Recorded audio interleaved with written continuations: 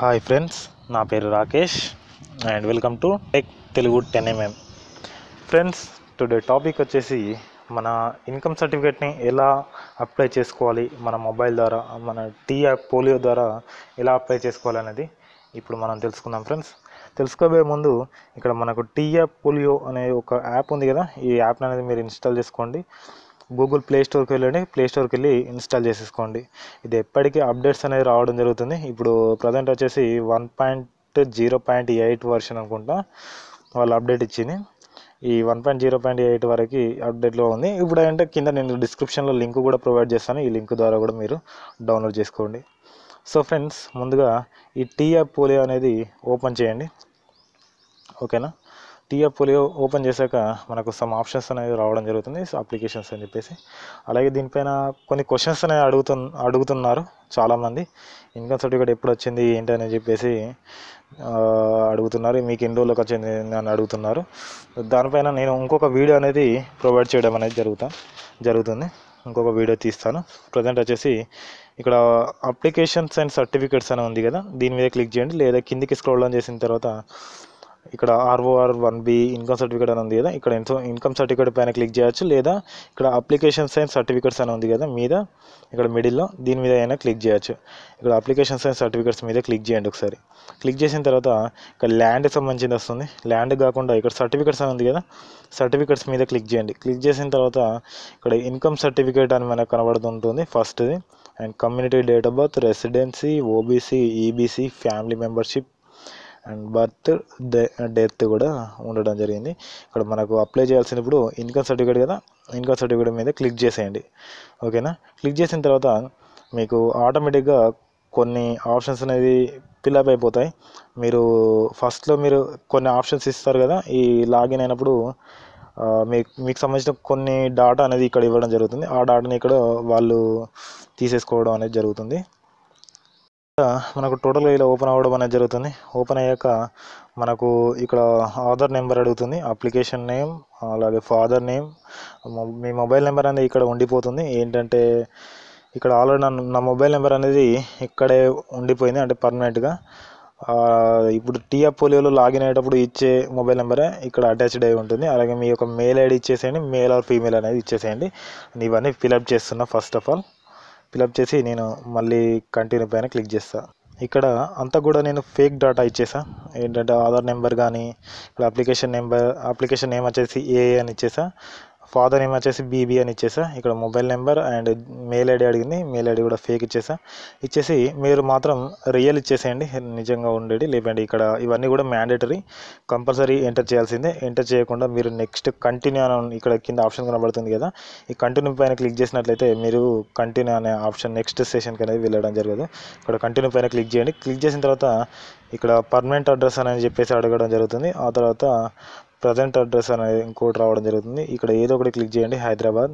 అలాగే మండల్ వచ్చేసి ఏదో ఒకటి క్లిక్ చేసేయండి, అమీర్పేట్ తర్వాత ఇక్కడ విలేజ్ అమీర్పేట్ అని ఇచ్చేసేయండి. డోర్ నెంబర్ ఏదో ఒకటి, మొత్తం ఫేక్ డేటా మాత్రం ఇచ్చేసేయండి.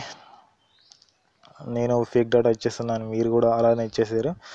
ఏదో ఒకటి మీకు తెలిసింది ఇచ్చేసేయండి, సరిపోతుంది. 505100 అని ఇచ్చేసి కంటిన్యూ అని అంటున్నా. కంటిన్యూ పైన క్లిక్ చేయగానే మనకు మళ్ళీ నెక్స్ట్ సెషన్ అనేది లోడ్ అవ్వడం అనేది జరుగుతుంది. లోడ్ అయిన తర్వాత ఇక్కడ సోర్స్ ఇన్కమ్ అని అడుగుతుంది.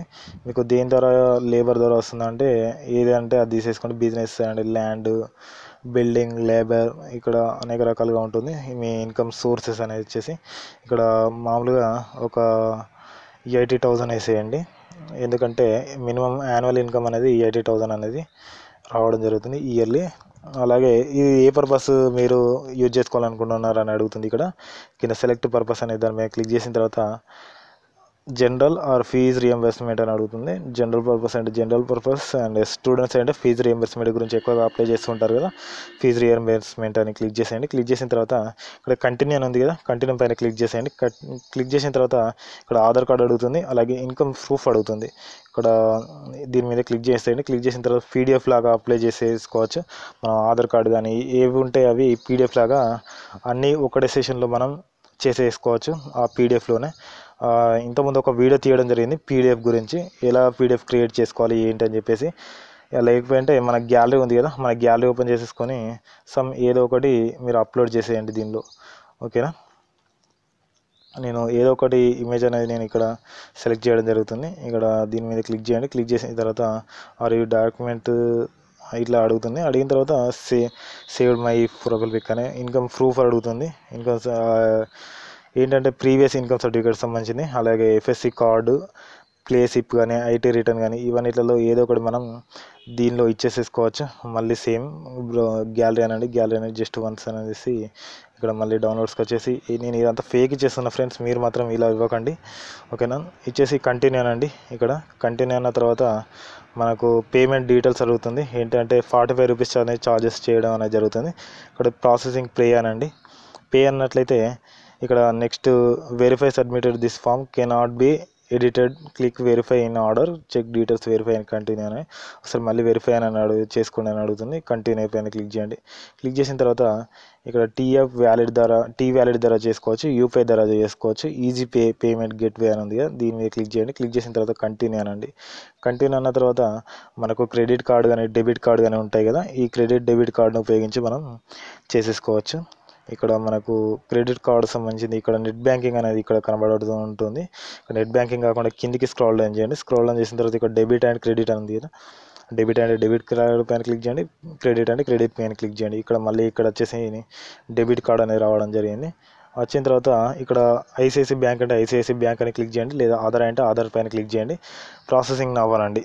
ప్రాసెసింగ్ అవ్వన్న తర్వాత మీరు ఏ బ్యాంక్ అంటే ఇవ్వాలదలుచుకున్నారో ఇక్కడ 45 రూపీస్ అనేది పేమెంట్ చేయాల్సి ఉంటుంది.